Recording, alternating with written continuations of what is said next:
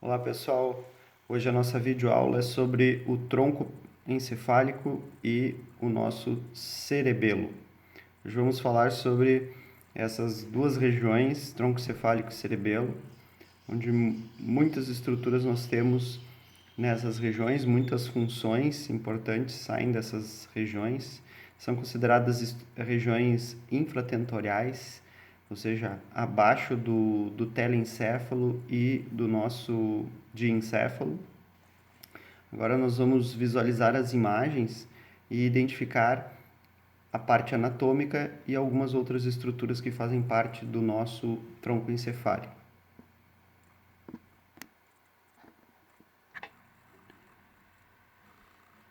Bom, pessoal, essa é a imagem do nosso tronco encefálico, uma vista anterior. Aqui a gente consegue visualizar várias estruturas, né, do nosso tronco encefálico. Primeiro, vamos começar dividindo esse tronco encefálico, nessa vista anterior, identificando as regiões que fazem parte do tronco encefálico. Então, nessa primeira região, na parte superior do tronco encefálico, nessa vista anterior, nós temos aqui o mesencéfalo, que ficaria nessa região aqui. Né? Esse seria o nosso mesencéfalo. Depois, na parte inferior, nós teríamos a ponte, logo inferior ao mesencéfalo.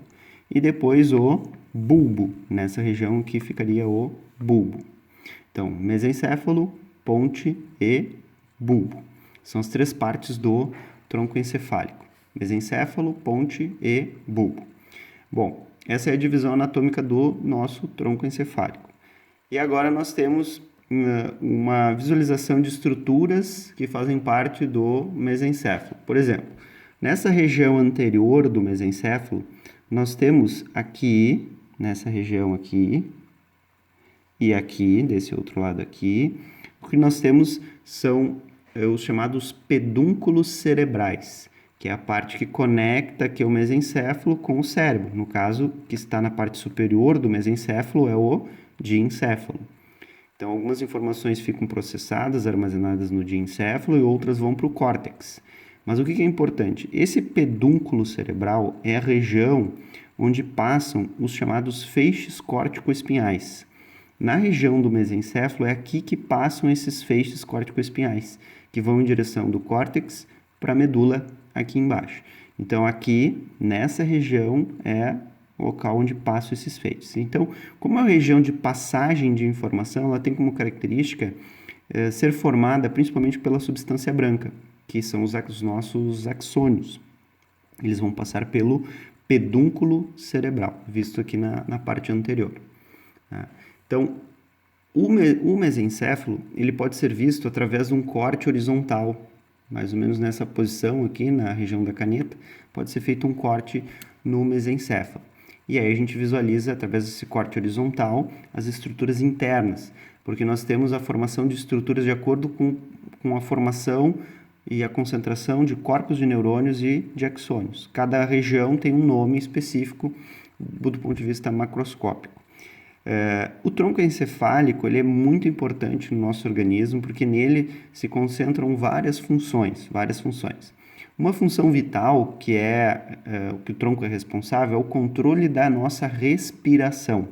Essa é uma função principal do nosso tronco encefálico, controlar a respiração, controlar a ação dos músculos e o reconhecimento também da nossa homeostase. Ele também é capaz de reconhecer a homeostase do organismo com relação ao excesso de gás carbônico e a acidez que se encontra no nosso organismo. Ele reconhece fazendo controle da respiração para tentar regular esse processo. Então, ele é muito importante nessa função. E também ele tem uma relação de alguns núcleos referentes aos nossos nervos cranianos que saem dessa região também do tronco. Então, por exemplo, aqui nós temos aqui ramificações, os nervos cranianos, começa aqui nessa parte superior, aqui o primeiro, daí vem o segundo, o terceiro, o quarto, o quinto, o sexto, sétimo, oitavo, nono, vai até nessa região do bulbo, onde nós temos o 12º par de nervo craniano saindo dessa região do tronco.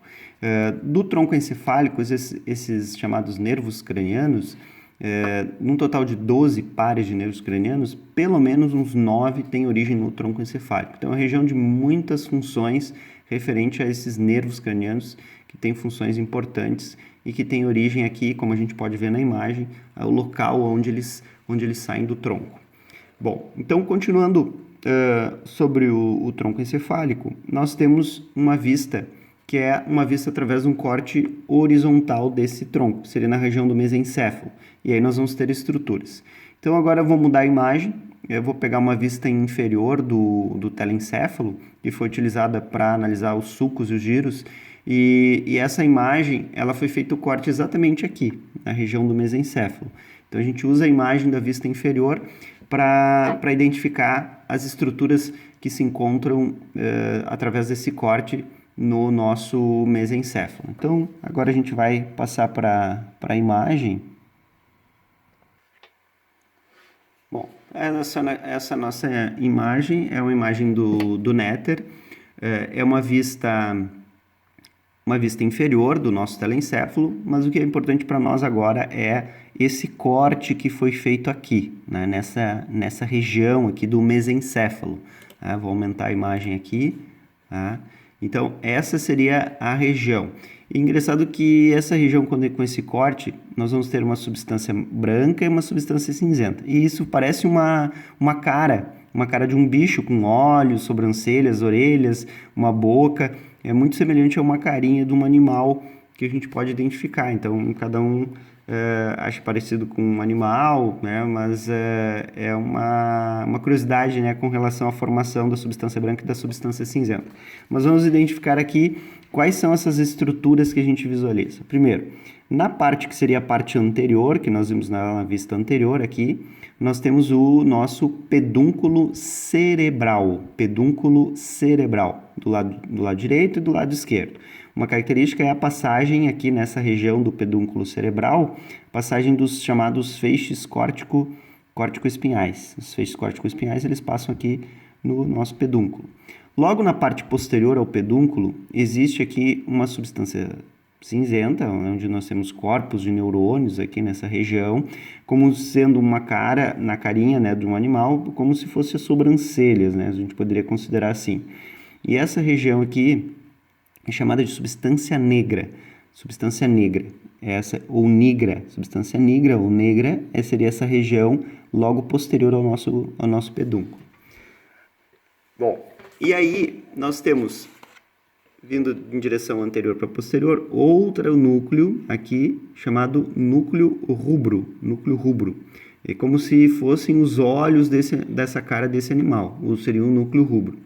Já na parte mais posterior aqui, nós temos passando pelo mesencéfalo, nessa região aqui, o aqueduto cerebral, ou também conhecido como aqueduto mesencefálico. Na passagem do líquor, o aqueduto mesencefálico ou aqueduto cerebral, ele liga o terceiro ao quarto ventrículo. Ao redor desse aqueduto cerebral, nós temos aqui uma substância cinzenta periaquedutal. Ela ficaria ao redor do aqueduto, por isso o termo peri significa ao redor do aqueduto, por isso periaquedutal. E na parte posterior, nós vamos ver depois a vista posterior do tronco, nós temos nessa parte posterior quatro colículos, tá? Dois colículos superiores e dois colículos inferiores. Tem o processamento de informações visuais nos superiores e o processamento de informações auditivas nos inferiores. Superior à visão e inferior à audição. São quatro, dois superiores e dois inferiores são os colículos. Bom, então essa é a imagem que a gente consegue visualizar as estruturas internas. Na vista anterior nós usamos o pedúnculo cerebral e logo essas estruturas aqui que representam regiões mais escuras da substância cinzenta, regiões de armazenamento de informações. Bom, nessa parte anterior ao mesencéfalo, é interessante aqui falar que nós temos algumas estruturas que fazem parte do diencéfalo, como por exemplo essas duas bolinhas aqui. Né? Essas duas bolinhas que aparecem na parte anterior do mesencéfalo são os nossos corpos mamilares. E na frente, aqui, tem o tuber cinéreo, e o tuber cinéreo se liga a essa outra bolinha um pouco maior. esse tubercinério, ele se liga a essa bolinha aqui através do infundíbulo. E essa bolinha maior aqui seria a nossa hipófise. Isso tudo visto uma vista que seria uma vista inferior, olhando de baixo a nossa região do diencéfalo, que se projeta, no caso, antero-inferiormente ao tálamo, né? Se projeta para frente e para baixo. Então aqui, hipófise, a nossa glândula pituitária, o infundíbulo, tubercinério, aqui, tubercinério, e as duas bolinhas que seriam os nossos corpos mamilares. Isso tudo como sendo estruturas do diencéfalo, mais especificamente do hipotálamo. E aqui dá para ver alguns nervos cranianos também, né, que seria o nervo olfatório e aqui o nervo óptico. E junto, bem próximo a essa região da hipófise, aqui tem o quiasma, que é onde os dois nervos ópticos se juntam para depois separar e vir para o lobo occipital fazer o processamento das informações captadas pelo nosso olho, pelo nosso globo ocular. Bom, voltando aqui, nós vamos agora para a imagem de uma vista posterior, para falar um pouco sobre o mesencéfalo, visualizar o mesencéfalo na vista posterior. Então agora nós vamos... Bom, então essa é a vista posterior do nosso tronco encefálico. Ela tem um pouco de angulação, assim, ela não pega bem reto posteriormente, mas um pouco angulado. Então a gente vê um pouco da parte lateral aqui também. Então, analisando essa imagem, a gente tem uma imagem do néter. Na vista aqui posterior, nessa parte superior, que seria nessa região aqui, nós temos o nosso tálamo. Essas duas estruturas são o tálamo. O tálamo é a maior região do diencéfalo, é o tálamo, onde nós temos vários núcleos de armazenamento de informação. E aqui, nessa parte posterior ao tálamo, exatamente mediana aos dois tálamos aí, na parte posterior, nós temos essa glândula que é a pineal, que também pertence à região do diencéfalo, mais especificamente ao epitálamo. Nessa vista aqui, o epitálamo ficaria aqui. O epitálamo ele fica na parte superior dos dois, na parte central, mediana, dos dois colículos superiores, aqueles relacionados à visão, processamento de informações visuais, esses dois colículos superiores. E aqui nós temos o epitálamo, que fica na parte superior. Do mesencéfalo, aqui estão os nossos colículos, dois superiores, dois inferiores, a visão e a audição. Bom, então essa seria a vista posterior do nosso mesencéfalo, seria essa região aqui, os quatro colículos. Essas quatro colículos também são conhecidos como lâmina quadrigêmea, onde nós temos a parte posterior do mesencéfalo. Aqui também a gente visualiza, né, o nervo craniano saindo dessa região aqui junto ao mesencéfalo. Aqui também a gente visualiza alguns nervos cranianos aqui, nessa região da formação também. Essas seriam as estruturas macroscópicas do nosso mesencéfalo. Bom, dando continuidade, a gente volta para a nossa vista, que seria a nossa vista anterior, para falar um pouco da ponte agora. Bom, tá aqui a ponte, então, uma vista anterior, essa seria a região da ponte, né, a nossa ponte aqui, essa região. Especificamente na ponte, na região dorsal da ponte, nós temos um centro respiratório que fica em contato com o quarto ventrículo e que reconhece nessa região, na face dorsal da ponte, alterações que possam ocorrer no líquor, em função dessas células responsáveis por essa função. Como, por exemplo, se o sangue ele fica ácido, essa acidez do sangue passa para o líquor. E, consequentemente, a ponte, né, com as suas células do centro respiratório, reconhece que o líquor está mais ácido.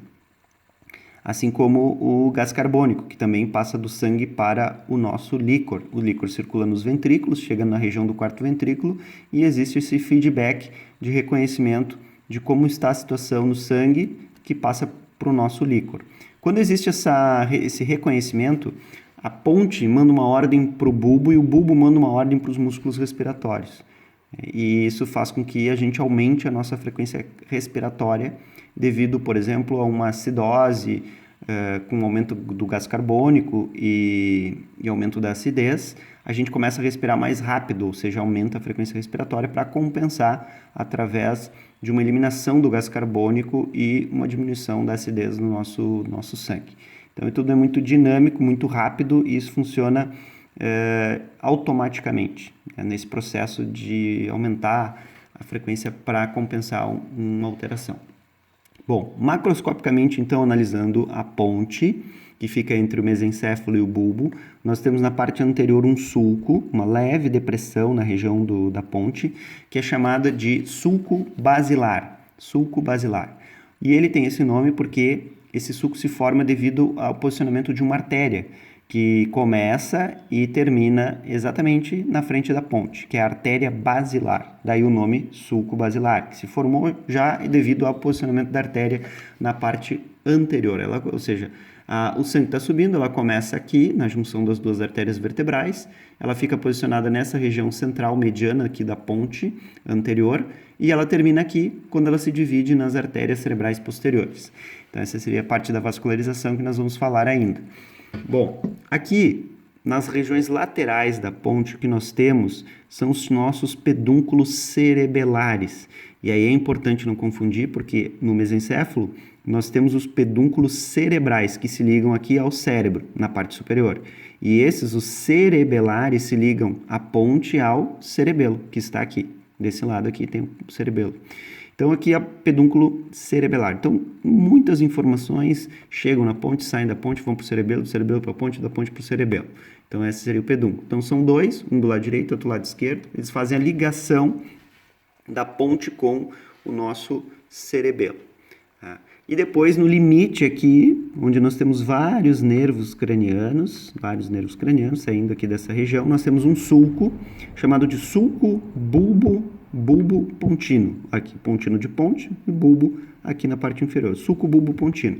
Ele é um limite entre a ponte e o bulbo. Eu não posso citar o sulco como sendo da ponte ou como sendo do bulbo, eu cito ele como uma estrutura que delimita e também eu faço uma referência na origem aqui, nesse sulco bulbo pontino, de vários nervos cranianos que estão saindo aqui nessa região do sulco bulbo pontino. Tá? Bom, aí o que a gente tem? Uma região anterior da ponte, um sulco basilar e os pedúnculos cerebelares. Dando continuidade aqui, o que nós vamos ter? Nós vamos ter aqui, nessa região, nós vamos ter aqui uma vista posterior da ponte. E aí a gente volta para a imagem da vista posterior da ponte. Então, voltando aqui, essa seria a vista posterior da ponte. E aqui nós temos a visualização dessa região posterior da ponte, onde ficam aquelas células ali que eu comentei, que são responsáveis por reconhecimento das alterações do líquor, em função de que essa região posterior da ponte nós temos o quarto ventrículo. A gente consegue visualizar nessa parte posterior o pedúnculo cerebelar, que é esse aqui, que foi cortado. Esse pedúnculo ele se divide em regiões também aqui, como divide as regiões do pedúnculo, ele foi cortado e ele faria ligação aqui com o cerebelo. Então, o que a gente vê aqui na parte posterior da ponte? O quarto ventrículo, nessa região. Bom, voltando, então a gente termina a ponte com essas estruturas macroscópicas aqui, alguns nervos saindo dessa região. Nós temos aqui o bulbo. Então, voltamos para a vista anterior. Essa aqui é a vista anterior. Aqui o bulbo. Então, começa o bulbo aqui, depois do sulco bulbo pontino, nessa região superior. E aí a gente tem o bulbo aqui, vista anterior do bulbo. Quais são as estruturas que a gente visualiza? Alguns nervos, os últimos nervos, dos 12 pares de nervos aqui, termina os 12 pares de nervos cranianos. Nessa região anterior aqui, nós temos as pirâmides. Estruturalmente, as pirâmides é onde aqueles feixes córtico-espinhais que passaram pelo pedúnculo cerebral, se irradiaram aqui por dentro sem ter um local específico de passagem dentro da ponte, eles quando chegam no bulbo, eles passam especificamente nas pirâmides, esses feixes córtico-espinhais, do lado direito e do lado esquerdo. E entre as duas pirâmides existe uma fissura mediana anterior. A fissura mediana anterior, ela divide aqui o bulbo no meio. vem nessa região anterior aqui. E as duas pirâmides, uma de cada lado aqui. Pirâmide, uma de cada lado. Bom, as pirâmides, elas, como eu disse, elas são os locais onde passam os nossos feixes córtico-espinhais, que fazem a ligação do córtex com a medula. E também aqui ocorre um processo interessante e que explica algumas coisas que acontecem. Por exemplo, na região das pirâmides do bulbo ocorre a decussação desses feixes córtico-espinhais. O que é essa palavra decussação? Essa palavra significa o cruzamento dos feixes córtico-espinhais. Em outras palavras, as informações que vêm do hemisfério direito, elas vão passar para o lado esquerdo, na pirâmide do lado direito, passa para o lado esquerdo. E as que vêm do lado esquerdo passam para o lado direito. Então, existe um cruzamento dessas informações motoras, tá, que vão fazer movimentar o corpo. E isso faz com que a gente entenda por que uma pessoa que tem, por exemplo, uma hemiplegia, ou seja, que paralisou o lado do corpo direito, lado hemicorpo direito, por que a lesão é do lado esquerdo? Por causa desse processo que ocorre nas pirâmides do bulbo, com o cruzamento dessas informações que partem do córtex na altura do bulbo, na região das pirâmides, que é o chamado decussação, ou seja, o cruzamento das vias motoras. E aí ela ocorre mais ou menos nessa região, aqui, nas pirâmides, e troca de lado. Então, vai passar para o lado contrário ao lado que ocorreu a lesão lá no córtex. Ela desce aqui, quando chega aqui, vem para cá. E aí controla todo o outro lado do nosso corpo. Tá?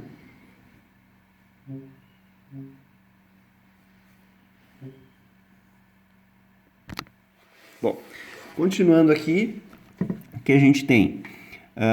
Nas laterais do nosso bulbo, aqui, na região lateral do nosso bulbo, o que nós temos? As olivas. Tá? Aqui seriam as olivas. As olivas, elas parecem um caroço de azeitona, metade de um caroço de azeitona. Né? Aqui ela foi, por exemplo, aqui na parte anterior da oliva tem a saída aqui de umas ramificações do nervo, e aqui na parte posterior também tem umas ramificações que foram cortadas, aqui elas estão inteiras, formando os nervos cranianos aqui, saindo da região do bulbo. Então, essa partezinha mais saliente aqui é a nossa oliva, e nela nós temos o armazenamento de informações. Armazenamento de informações seria a região de substância cinzenta localizada aqui. Já as pirâmides que nós comentamos, como são vias de informação, elas são formadas principalmente de substância branca, porque é mais para transportar a informação, não tanto para processar. Já a oliva já processa algumas informações, informações motoras, muitas vezes ajudam no processo de realização dos movimentos, ficam armazenadas ali nessa região. Bom, então, nessa região anterior do bulbo, nós temos as pirâmides, nós temos uma fissura mediana anterior e nós temos aqui as olivas junto com alguns nervos saindo aqui, alguns nervos cranianos. Nós vamos falar depois. Bom, então essa seria a região anterior. E na parte posterior do nosso bulbo, que seria aqui, nós temos também algumas saliências do ponto de vista macroscópico. Aqui seria a região mediana do bulbo. Essa região mediana do bulbo tem um sulco mediano posterior, que divide o bulbo no meio, na parte posterior, o sulco mediano posterior. Nas laterais desse sulco mediano posterior, nós temos os chamados tubérculos, que mais mediais é o tubérculo grácil mais medial aqui. Tubérculo grácil, o núcleo grácil também, é a parte mais larga aqui assim, e esse tubérculo vai afinando e pode ser chamado aqui de fascículo grácil. Núcleo grácil, tubérculo grácil, fascículo grácil seria quando ele estreita, e aqui é o sulco mediano posterior, que seriam entre os tubérculos grácil aqui, e os fascículos gráceos também. Na região do lado aqui do tubérculo grácil, tem o tubérculo aqui cuneiforme. As áreas mais salientes, elas apresentam regiões de substância cinzenta, ou seja, regiões de armazenamento de informações. Grácil, cuneiforme, seria essa região aqui, o tubérculo cuneiforme. E também descendo, quando ele vai estreitando, nós temos o fascículo cuneiforme, tubérculo e fascículo, ou seja, núcleo e fascículo. Então, o núcleo ou tubérculo, a região de armazenamento, e o fascículo seria uma região mais de transporte de informação. Bom, então aqui o que nós temos são tubérculo grácil e tubérculo cuneiforme na parte posterior, ou seria a parte dorsal do bulbo. Tá? Então, essa seria a região posterior do nosso bulbo. O bulbo que tem a função de controle da respiração, o centro respiratório, controla a nossa respiração nessa região do bulbo. Então, identifica a alteração, manda a ordem para o bulbo manda a ordem para os músculos respiratórios para que a gente possa realizar um aumento da nossa frequência com o objetivo de melhorar a eliminação do gás carbônico que está em excesso. Então, esse é o feedback que ocorre, que é uma função importante, além de outras que existem no nosso tronco encefálico, tá? Vista essa região. Depois do tronco encefálico, o que nós temos é o nosso cerebelo. E o cerebelo, ele tem como função o equilíbrio, a coordenação e o controle do tônus muscular. Equilíbrio, coordenação e tônus muscular. Essas são as funções do nosso cerebelo. Equilíbrio, coordenação e tônus muscular. Então, o equilíbrio, ele ocorre no momento que a gente fica em pé. A gente tem que organizar via sistema nervoso todo o processo, né, para que ocorram contrações, relaxamentos e para que a gente consiga fazer o controle do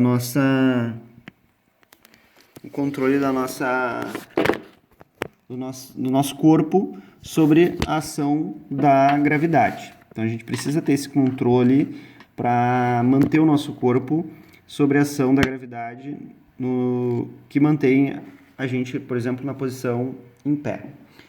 E o cerebelo ele ajuda nesse processo, fazendo esse controle e organizando as ações de contração muscular para que ocorra esse tipo de função que é o equilíbrio. À medida que a gente se movimenta, exige ainda mais do nosso organismo esse controle, assim como o controle da tensão, do estado de tensão da nossa musculatura. A gente também tem uma exigência maior do nosso organismo. Então, é muito comum, à medida que a gente se estabiliza, a gente manter mais facilmente o equilíbrio. À medida que a gente movimenta algum membro, a gente exige do nosso corpo, do nosso sistema, uma organização que vai exigir mais, né? Se a gente caminha, a gente mantém o equilíbrio, realiza movimentos e isso exige bastante do nosso sistema, várias vias de neurônios para que a gente possa realizar, por exemplo, um movimento. E isso está relacionado também à coordenação, que é uma das funções do nosso cerebelo. Para caminhar, a gente tem que se equilibrar e realizar os movimentos precisos que exigem daí a coordenação, que seria a capacidade de realizar esse movimento com uma certa precisão. Um exemplo simples que a gente tem relacionado a isso é a relação índex-nariz, ou seja, eu colocar a ponta do dedo na ponta do nariz e exercer esse movimento de forma contínua e precisa. Isso é a coordenação. Então, é como se eu tivesse, né, que realizar o movimento com precisão. As pessoas que têm algum problema neurológico, elas não conseguem encostar a ponta do dedo no ponto do nariz. Esse é um testezinho simples que pode ser feito para avaliar uma coordenação mais ampla. É claro que existem outros testes mais específicos, mais difíceis, que podem ser feitos para avaliar a coordenação. Mas índex-nariz é um teste simples, repetindo isso, a ponta do dedo na ponta do nariz, coloca os braços na posição, abre os braços na posição horizontal, né, e realiza um movimento de flexão de cotovelo, encostando na ponta do nariz e fazendo os braços abertos na posição horizontal, com abdução até 90 graus. Dá para fazer o movimento e testar a coordenação, que é um teste simples para avaliar. Com relação ao tônus, o tônus muscular significa, o tônus é o estado de contração permanente dos nossos músculos. O que isso significa em outras palavras? Que é quando os nossos músculos, mesmo em estado de repouso, existe uma tensão muscular sobre esse músculo. Bom, mas como eu vou testar isso? Se é um estado de contração permanente, eu vou testar o tônus em repouso. porque ele tem que estar relaxado e com um estado de tensão. É claro que isso é uma leve tensão, então eu vou pegar o braço da pessoa, ela vai estar com o braço relaxado e eu vou realizar movimentos com esse braço. E eu vou sentir nos movimentos, com intensidades e velocidades diferentes, um leve estado de tensão sobre essa musculatura que envolve aquela articulação que está se movimentando. Isso é o tônus. E assim a gente tem uma análise que a gente pode, uma inspeção que a gente pode fazer, analisando o posicionamento de determinados segmentos do corpo para avaliar se a pessoa tem ou não o tônus. Por exemplo, à medida que a pessoa para na posição em pé, com os braços ao longo do corpo, as nossas mãos, elas ficam com uma leve flexão de dedos na mão. Isso representa o estado de tônus que deixa a mão em leve flexão. Outra característica, os cotovelos também ficam com os braços relaxados ao longo do corpo, na posição em pé, uma leve flexão. Isso representa também um estado do tônus normal sobre aquela articulação. Uma leve flexão de cotovelo, leve flexão de dedos, é uma maneira de inspecionar na visualização, sem testar o movimento passivo, que a pessoa tem um tônus naquela região. Pessoas, por exemplo, que têm uma alteração do tônus, que diminuem o tônus ou que ficam hipotônicas, elas já mudam o posicionamento daquele segmento. Ou seja, se eu não tenho tônus na região, por exemplo, da mão, da musculatura que envolve a mão, essa mão ela passa a não ter mais essa leve flexão em casos onde a pessoa tem uma hipotonia.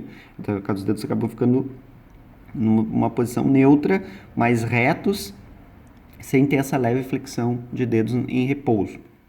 O cotovelo é a mesma coisa, ele acaba ficando bem estendido, sem que a musculatura faça essa leve flexão, digamos assim, no estado normal do tônus. Então já noto uma alteração, quando eu vejo, por exemplo, um paciente que tem uma alteração neurológica, uma hipotonia, o segmento em si, ele já vai ter um posicionamento diferente em função dessa tensão da musculatura. Uma outra característica também, daí seriam os testes de coordenação, que podem ser feitos. O tônus ele é importante, né, nesse feedback, né, que a musculatura tem para dar as respostas. Quando existe uma formação, né, uma informação, ela parte daí, então, de uma informação importante que vai regular a função e o movimento.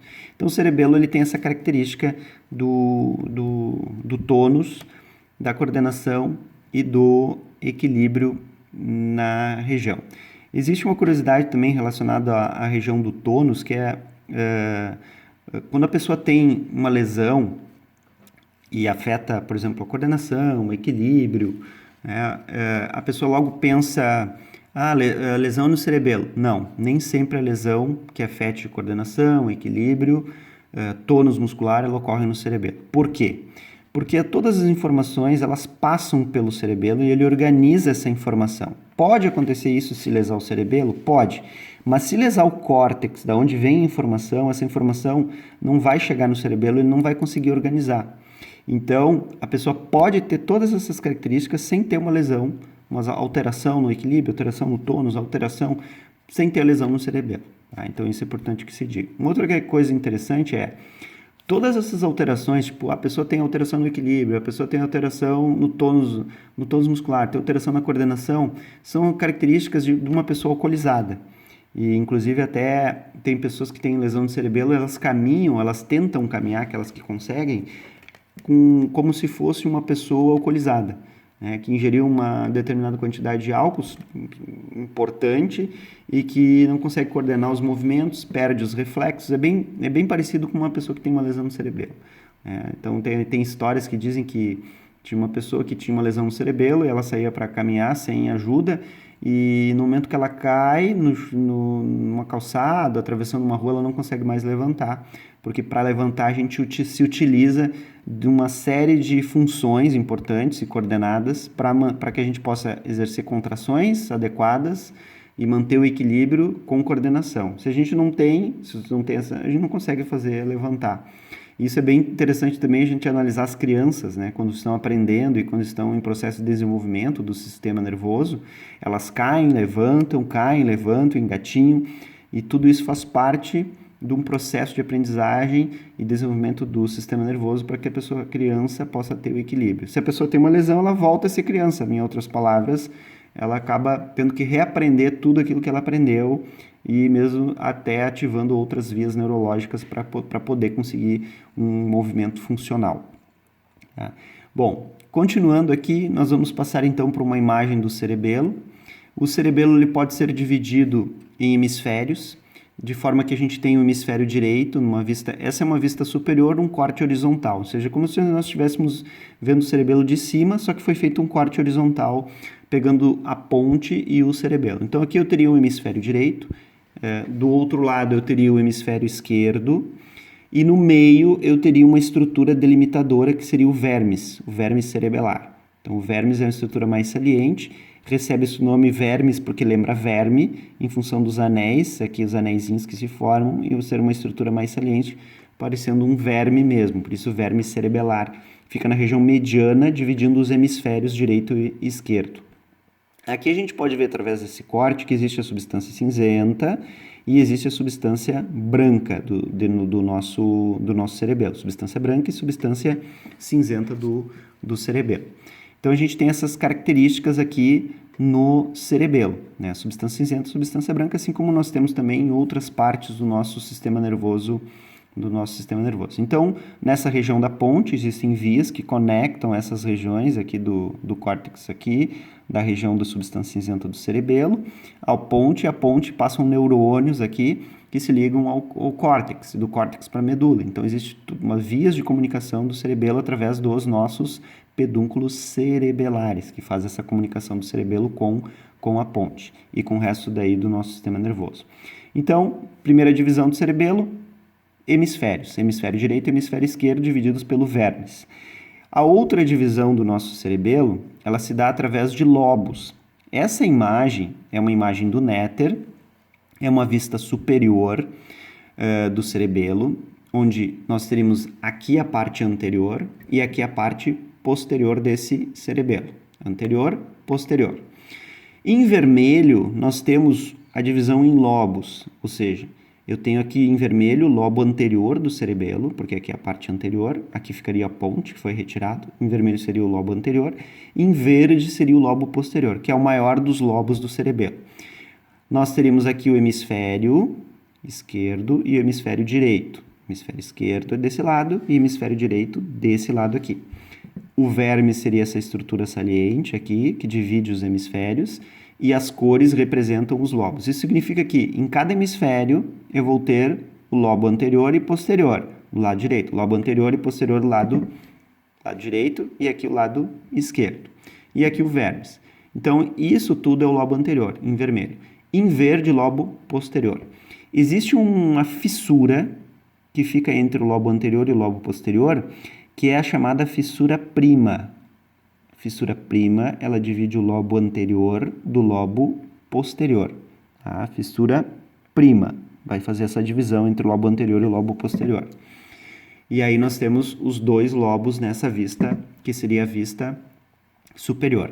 Mas nós temos também uma outra vista, que é a vista anterior, onde a gente vai visualizar o terceiro lobo do nosso cerebelo, que seria o lobo floco-nodular. Então, a gente vai ter uma outra forma de visualizar o terceiro lobo. Então, são dois hemisférios, uma estrutura chamada de vermes que divide os hemisférios e três lobos. Essa seria a divisão do nosso cerebelo. Então, voltando aqui, essa vista, que seria uma vista anterior, mas que pega também a parte inferior, a gente consegue visualizar o vermes aqui. Ele dá a volta, na verdade ele começa aqui no lobo anterior, dá a volta, vai lá para trás e chega aqui. Aqui tem estruturas, são chamadas de tonsilas, essas regiões aqui, macroscopicamente, e o vermes nessa região central. Lobo posterior em verde, lobo anterior aqui em vermelho. E o azul, o floco nodular. Tá? Floco nodular por quê? Porque estruturalmente ele tem o floco nas laterais, que seria essa parte aqui e aqui, e no centro o nódulo. Então, tem o nodo e o floco. Nódulo, floco nodular. Nodo e floco. Floco nodular. Esse seria o nome do lobo, terceiro lobo do cerebelo, aqui na cor azul. Aqui também, para mostrar nessa parte anterior aqui do cerebelo, foi cortado aqui o pedúnculo cerebelar, porque se nós não tivéssemos cortado aqui, ó, na imagem, nós teríamos na frente de tudo isso aqui o tronco encefálico, que a gente já falou. Ele ficaria na anterior do cerebelo. Então, essa seria a nossa... Esse seria o nosso cerebelo numa vista anterior. A gente também pode analisar o cerebelo através de um corte aqui, que seria o corte sagital mediano, onde a gente visualiza a parte interna desse cerebelo através do corte sagital mediano. E depois vem a medula, né, na continuidade. Mas para visualizar esse corte sagital, nós temos uma outra imagem que nós já utilizamos também, uma imagem do Netter, que é uma imagem de um corte de uma M-cabeça. A gente faz o corte sagital mediano na M-cabeça e corta todas as estruturas através desse corte sagital mediano. Então, vamos voltar um pouco nos slides e vamos chegar lá na vista medial da nossa M-cabeça, que seria essa. Aqui nós temos o osso, o sistema nervoso, toda a divisão anatômica, nós usamos essa imagem. Nós usamos essa imagem também para identificar os giros e os sulcos do telencéfalo na vista medial. Nós usamos essa imagem para identificar o diencéfalo aqui o tronco, fizemos a divisão anatômica do tronco, mesencéfalo, ponte e bulbo, e aqui o cerebelo. Bom, esse cerebelo aqui, ele é dividido também, olhando através dessa vista medial aqui, em lobos. Por exemplo, onde ficaria nessa imagem, vamos pegar aqui, ó, aqui, ó, mais ou menos nessa região aqui, ficaria o limite entre o lobo anterior aqui e o lobo posterior aqui. Então, essa linhazinha aqui, ó, é o local onde fica a fissura prima, ou fissura primária, ou prima, também dependendo do livro. Então, essa parte fica para frente e aqui tudo para trás. Então, vou colocar aqui uma cor aqui, como estava lá na outra imagem, ó. Essa região aqui é o lobo anterior. Tá? Essa região aqui em vermelho seria o lobo anterior. E essa região aqui em verde, toda essa região aqui em verde, seria o nosso lobo posterior. Tá? Essa em verde seria o lobo posterior. Ó, lobo posterior. Em vermelho, o lobo anterior. O branco seria a fissura prima. Em azul, vou fazer aqui, em azul, ficaria aqui o nódulo do floco nodular, lobo floco nodular. Por quê? Porque a região do nódulo é mediana. O floco a gente não consegue ver porque ele fica mais lateral. Então, como é o corte sagital mediano, a gente vai ver o nódulo do lobo floco nodular nessa região aqui. Então, lobo anterior, lobo posterior e lobo floco nodular. Do ponto de vista estrutural, macroscópico, essas seriam as principais estruturas. Mas nós temos, um outro momento, nós vamos fazer, ó, anterior, fissura prima, lobo posterior em verde e nódulo aqui do lobo floco nodular. Tá? Esse seria o nosso cerebelo, que fica localizado no crânio, na região da fossa posterior, essa região aqui do occipital, formada pelo occipital e o temporal, vão formar a fossa posterior do crânio, que seria onde fica o nosso cerebelo, na fossa posterior. Aí a gente tem, analisando essa imagem, vou apagar aqui um pouquinho, tá. Aqui a gente tem aqui pequenas dobrinhas que existem aqui no cerebelo. Essas pequenas dobrinhas aqui e essas dobrinhas aqui têm nomes, né? Que nós vamos falar em outro momento, mas cada voltinha do cerebelo tem um nome. Nós vimos a fissura, mas tem a fissura prima, que ela é interessante porque ela é delimitadora entre o lobo anterior e posterior. Mas cada voltinha dessas no cerebelo, ela vai ter um nome. E aí nós vamos falar com mais detalhes depois sobre cada voltinha que o cerebelo tem estruturalmente aqui nessa região Cada coisinha dessas tem um nome. Falamos da fissura prima por ser a delimitação entre o anterior e o posterior, mas tem também outras fissuras. Bom, então seria isso referente ao tronco, o nosso tronco encefálico, é o nosso cerebelo. É isso que a gente tem macroscopicamente, as informações principais. Nós temos, se procurarmos mais detalhes, né, sobre essas informações, a gente vai procurando a desenvolver mais detalhado num outro momento. Tá? Então seria isso. Até a nossa próxima vídeo aula. Obrigado. Qualquer dúvida, entre em contato pelo e-mail.